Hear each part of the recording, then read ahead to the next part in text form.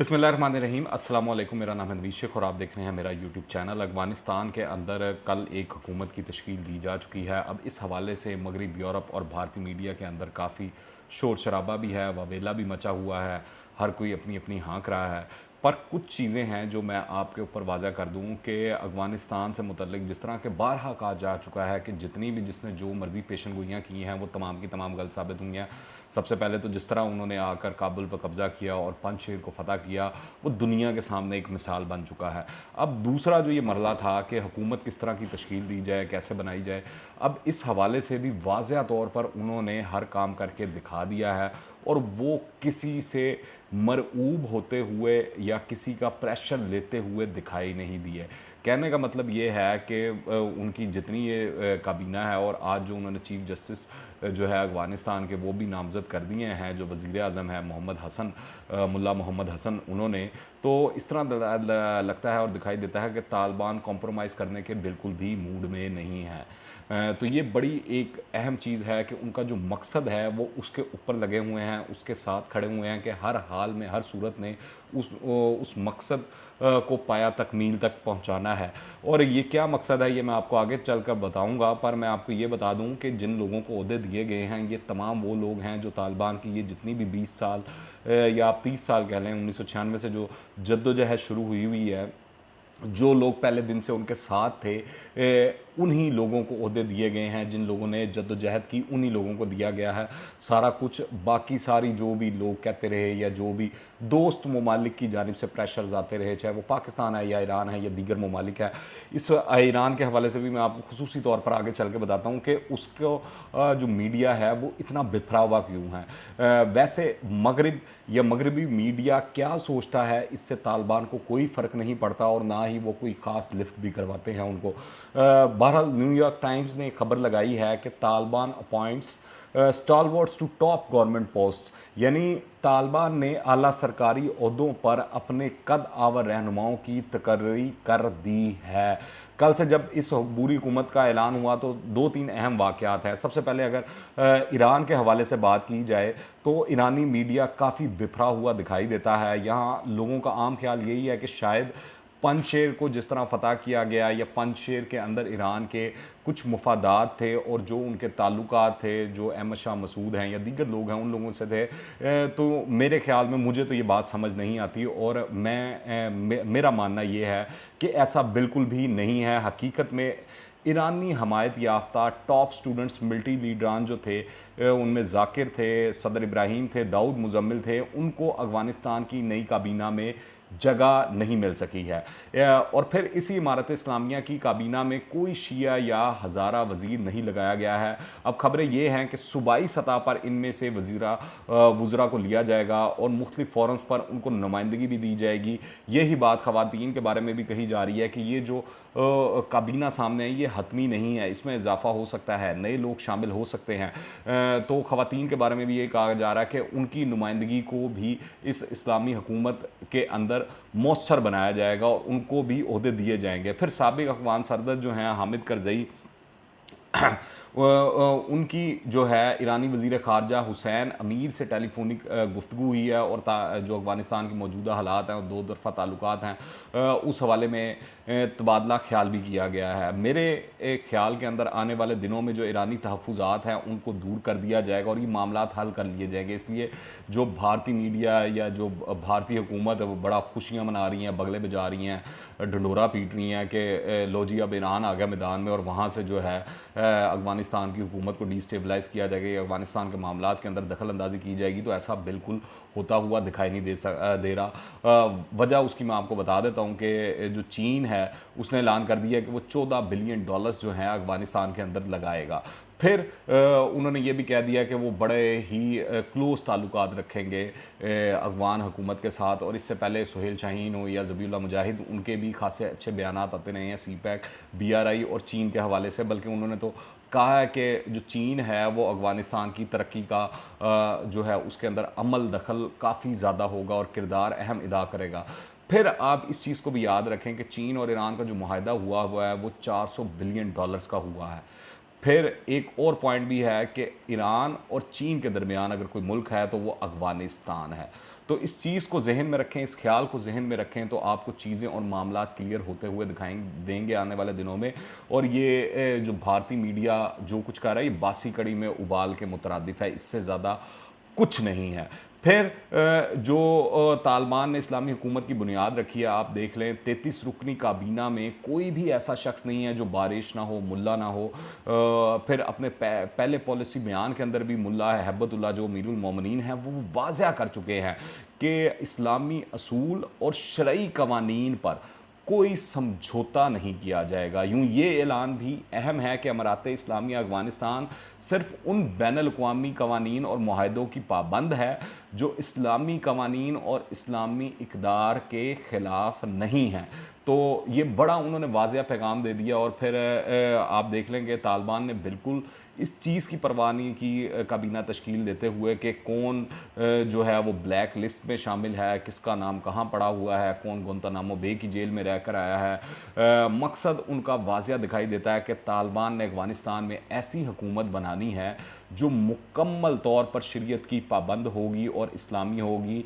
और ये शायद सही मायनों में दुनिया की पहली इस्लामी मुमलिकत या इस्लामी रियासत कायम होने जा रही है। और इसमें भी आपको कोई शक नहीं होना चाहिए, क्योंकि अगर आप इनकी जो कैबिनेट है या हरारकी जो है लीडरशिप की अगर वो देखें तो मुल्ला हैबतुल्लाह से शुरू होते हैं जो अमीरुल मोमिनीन हैं, फिर जो वज़ीर आज़म हैं वो मुल्ला मोहम्मद हसन हैं, फिर उसके बाद नायब वज़ीर आज़म मुल्ला अब्दुल गनी बरादर हैं। ये तीनों के तीनों लोग वो हैं जो मुल्ला उमर के करीबी साथियों में से हैं। और जो मुल्ला उमर की तहरीक का आगाज़ हुआ था उसके शुरुआत के दिनों से उनके साथ वाबस्ता रहे हैं और काफ़ी कुर्बानियाँ भी दी हैं और सारा कुछ किया है। अब आप चाहे कह लें कि मुल्ला उमर इस दुनिया में नहीं है, मगर उनके नज़रियात और ख़यालात अभी भी ये उनके जो साथी हैं उनके थ्रू इम्प्लीमेंट होने जा रहे हैं। और जो उनका नज़रिया है और तर्ज़ हुक्मरानी है वो चलता हुआ दिखाई दे रहा है। और इसमें आपको ये चीज़ मद्देनज़र रखना होगी कि वो इस हवाले से बड़े सख्त थे कि इस्लामी मुमलिकत के अंदर इस्लामी कवानीन को हर हाल में हर सूरत में राइज किया जाएगा। ये जो चीफ़ जस्टिस आज उन्होंने नामज़द किए हैं, इस हवाले से इनका बारे में भी यही राय कही जाती है कि वो हार्ड लाइनर हैं। फिर वज़ीर दाखिला, वज़ीर इत्तलात और वज़ीर ख़ारजा जो जिन लोगों को लगाया गया है उनके बारे में भी यही राय है कि काफ़ी ये सख्त किस्म के लोग हैं। वैसे नए सेटअप में अगर देखा जाए तो तमाम इलाकों, तमाम ज़बानों और तमाम कबाइल और ग्रोहों की जो है वो नुमाइंदगी की गई है। नायब वज़ीर आज़म जो हैं मुल्ला अब्दुल गनी बरादर पश्तून हैं, जबकि नायब वज़ीर आज़म दोम मौलाना अब्दुल सलाम हनफी उज़्बेक हैं। आर्मी चीफ जो हैं कारी फसीउद्दीन ताजिक हैं। यूँ किसी हद तक तालिबान ने कोशिश की है कि नस्ली, इलाक़ाई और कौमी तासुब को कुचल दिया जाए, चाहे उन्होंने अपनी ही सफ़ों में से मुख्तलिफ़ कबाइल और मुख्तलिफ़ नस्लों के लोग लिए हों। तो उन्होंने ये कोशिश ज़रूर की है। और वो जो अब्दुल्ला या हामिद करज़ई या इस तरह के जो दीगर लोग हैं उनके बारे में कहा जा रहा था कि उनको हुकूमत में शामिल किया जाएगा या ओहदे दिए जाएंगे, तो इस हवाले से सबसे अहम चीज़ ये है कि उनको या तो बड़ा ओहदा दिया जाएगा, और बड़ा ओहदा अगर देंगे तो जो तालिबान की ये तमाम लीडरशिप है या जो सफ़े हैं उसके अंदर खलबली मच सकती है, वहाँ से रेजिस्टेंस आ सकती है। और वो बड़े कम ओहदे पर जो छोटा ओहदा होगा उस पर वो राज़ी नहीं होंगे। तो ये भी एक कॉन्फ्लिक्ट है। फिर अगर आप दूसरी जानिब आप देखें कि अमेरिका है, मगरबी ममालिक हैं और इनके मीडिया जो है उनको तो मिर्चें लगी हुई हैं कल से कि ख़वातीन नहीं हैं, ये नहीं है, वो नहीं है। और वो एक बड़ी मज़ेदार तस्वीर चल रही है जिसके अंदर वो तमाम जो है अमेरिकी सैनेटर्स बैठे हुए हैं, मर्द सैनेटर्स बैठे हुए हैं, और वो कह रहे हैं कि अफ़गानिस्तान के अंदर ख़वातीन की नुमाइंदगी नहीं है। तो अपने गिरबान में भी उनको झांक लेना चाहिए और देख लेना चाहिए। और इनको ये भी बड़ी मिर्चें लगी हुई हैं कि बहुत से लोग हैं जिनके सरों के ऊपर हेड मनी और उनको हुकूमत के अंदर अहम ओहदों पर लगा दिया गया है। पर जैसा कि मैंने आपको पहले बताया कि तालिबान को इसकी कोई परवाह नहीं है, उनको सिर्फ अपना मकसद दिखाई दे रहा है और वो उसको अचीव करने के लिए हर हरबा, हर तरीका और हर कुर्बानी देते हुए तैयार लगते हैं। वो आज की दुनिया की पहली इस्लामी हुकूमत जो है वो बनाने जा रहे हैं और इस पर वो किसी की भी बात सुनने को तैयार नहीं दिखाई देते।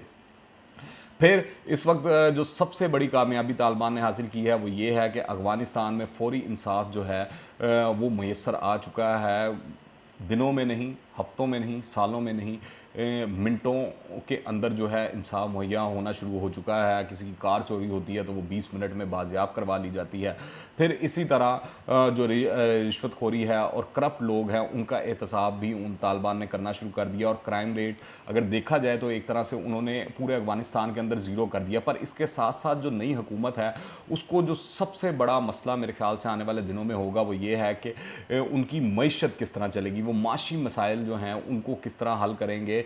सरकारी मुलाजमीन के बारे में रोज़ खबरें आ रही हैं, चीज़ें सामने आ रही हैं कि उनको तनख्वाहों की अदम अदायगी की वजह से उनका जो काम है वो भी मुतासर हो रहा है, लोग परेशान भी हैं, बेरोज़गारी में भी इजाफा हो रहा है, और जो आम अफगानी हैं उनको भी मौके ये हुकूमत जो है वो दे पाती है या नहीं दे पाती। क्योंकि जितना माशरे को आप क्राइम फ्री मर्ज़ी कर लें, असल मसला जो है बेरोज़गारी है, गुर्बत है। अगर लोगों के पेट के अंदर रोटी होगी, अगर गुर्बत नहीं होगी, उनके पास काम होगा करने को, तो क्राइम अपने आप नीचे आ जाता है। और असल में क्राइम की सबसे बड़ी जड़ जो है ये बेरोज़गारी और गुर्बत ही है। मौजूदा तब्दील शुदा हालात के अंदर सियासी इस्तेहकाम कायम करना और शहरियों के लिए रोटी, कपड़े, मकान, सेहत और तालीम का इंतज़ाम करना मुश्किल काम है तालिबान के लिए। और शायद जो इनके हमदर्द ममालिक हैं उनके ऊपर भी अहम ज़िम्मेदारी आयद होती है कि वो इस हुकूमत को खड़ा भी रखें और इसकी मदद को भी आएँ और इसको मदद भी फराहम करते रहें।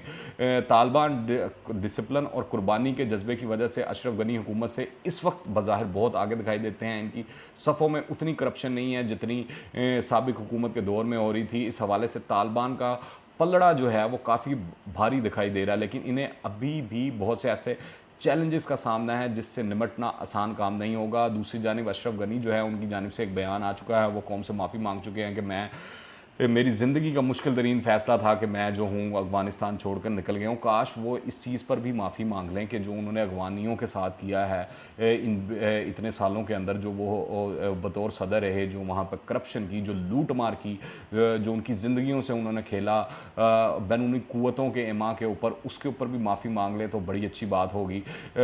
दूसरा, आप एक और अहम चीज़ है कि अगर आप देखें अफ़गानिस्तान के अंदर जो शहरी ज़िंदगी और देहाती ज़िंदगी है उसमें ज़मीन आसमान का फ़र्क है। वो इस वजह से फ़र्क है कि 20 साल से अमेरिका वहाँ पर बैठा हुआ था, तो शहरों के अंदर वहाँ पर मल्टीनेशनल्स की चेन भी थी, ब्रांड्स भी थे, फूड चेन्स भी थी और दीगर इस तरह की भी सहूलियात थी। तो वो जो शहरों में रहने वाले अफ़गानी हैं, नौजवान जो हैं, उनको ये आदत पड़ चुकी है इस लाइफस्टाइल की, इन चीज़ों की। दूसरा, अगर आप देहाती सेटअप के अंदर जाएँ जहाँ पर तालिबान का गलबा था, वहाँ पर टोटली 180 डिग्री रिवर्स मामला है। तो अब ये भी देखना है कि तालिबान इस तमाम मामले को किस तरह हैंडल करते हैं। जो अफ़गानिस्तान के शहरों में रहने वाले नौजवान हैं उनको वो किस तरह जो है संभालते हैं और करते हैं, क्योंकि उनके पास या तो ऑप्शन होगी कि वो फ्लाई करके अफ़गानिस्तान से बाहर निकल जाएं, यानी कि ब्रेन ड्रेन हो जाए, या फिर अगर वो वहाँ पर रहते हैं और वो उनको मजबूर करते हैं तो वो उसके ऊपर रेजिस्टेंस बना सकते हैं, रेजिस्टेंस शो कर सकते हैं, तो वो अफ़गानिस्तान के मसाइल में इजाफा हो सकता है। और अगर ऐसा नहीं किया जाता तो फिर जो तालिबान की सफ़ों के अंदर हैं वहाँ पर भी खुलबली मच सकती है और वो मामलात हो सकते हैं। यूँ इन दो इंतहाओं के दरमियान जो तवाज़ुन कायम करना और इन दोनों फ़रीक़ों को मुतमईन करना भी तालिबान के लिए सबसे बड़ा चैलेंज होगा। फिर अगर बात की जाए तो 40 साल बाद एक ऐसी हुकूमत अफ़गानिस्तान में कायम होने जा रही है जिसकी अमलदारी पूरे अफ़गानिस्तान पर होगी, पूरे अफ़गानिस्तान पर हुकूमत होगी। ये पहली दफ़ा हो रहा है 40 सालों में। दूसरी जानिब उज़्बेकिस्तान हो, रूस हो, पाकिस्तान हो, उनकी जानिब से भी मुस्बत पैगामात आए हैं नई हुकूमत के लिए कि नई हुकूमत से ताउन भी किया जाएगा, मुज़ाकरात भी किए जाएंगे और मिलकर आगे चला जाएगा। और इस तरह लग रहा है कि सबसे पहले शायद चीन या जो ये बड़े ममालिक हैं अफ़गानिस्तान की हुकूमत को कबूल करेंगे, उसके बाद जो दीगर हैं वो भी करेंगे। पर एक असूली फ़ैसला अफ़गानिस्तान की जानिब से भी किया गया, वो ये है कि वो तमाम ममालिक के साथ ताल्लुकात बनाएंगे, सब कुछ करेंगे सवाए इसराइल के। तो ये उनकी बड़ी अहम पॉलिसी स्टेटमेंट है और अहम चीज़ है। और आखिर में बस ये जिक्र करता चलूँगा कि जब इतना सब कुछ हो जाए तो कैसे मुमकिन है कि वो शख्स चुप रहे जिसकी जो तालीम का ख़र्चा है, जिसके रहने सहने का ख़र्चा है, दीगर अल्लाह तल्ले हैं, वो भारत और फ्रांस ने उठाए हों। तो जो अहमद मसूद हैं उनकी जानिब से भी बयान आ गया है कि जो है मैं अपनी काबीना और अपनी हुकूमत का ऐलान करूँगा। तो बड़ी अच्छी बात है वो करें। पर उससे पहले बंदे को चाहिए कि वो ये बता दें कि वो हैं कहाँ पर, ये तो वाज़ह कर दें कम से कम कि वो किस जगह पर मौजूद है, ज़िंदा भी हैं या नहीं हैं, कि कहीं कोई राह या मोसाद या CIA का बंदा तो नहीं उनका ट्विटर और फेसबुक अकाउंट इस्तेमाल कर रहा है। उनको चाहिए कि वो मंजर आम पर आ जाएँ, अपनी जो वो है उसको सामने ले आएँ सारी चीज़ों को। और उनके लिए सिर्फ इतना ही काफ़ी है कि ये जो अफ़गानिस्तान के साबिक नायब सदर थे मार्शल फ़हीम, उनके बेटे जो हैं अदीब फ़हीम, उन्होंने कहा कि बैरून मुल्क बैठे रहनुमाओं को अब अफ़गानिस्तान में बगावत और जंग के नारे नहीं लगाने चाहिए। तो ये बड़ा उन्होंने अहम बात की, और ये बात भी बिल्कुल ठीक है कि अफ़गानियों ने बड़ी जंग देख ली, बड़ी कत्लो गारत देख ली, अब वहाँ पर अमन आना चाहिए। अब चाहे तालिबान ला रहे हैं, क्योंकि उन्होंने साबित कर दिया कि वो सबसे बेहतर हैं, तो अगर उन्होंने साबित कर लिया तो उनकी हुक्मरानी और तमाम चीज़ों को मान लेना चाहिए। आप इस हवाले से क्या राय रखते हैं, नीचे कमेंट्स में लाजमी बताइएगा। दुआ में याद रखें। अनटिल द नेक्स्ट टाइम, अल्लाह हाफ़िज़।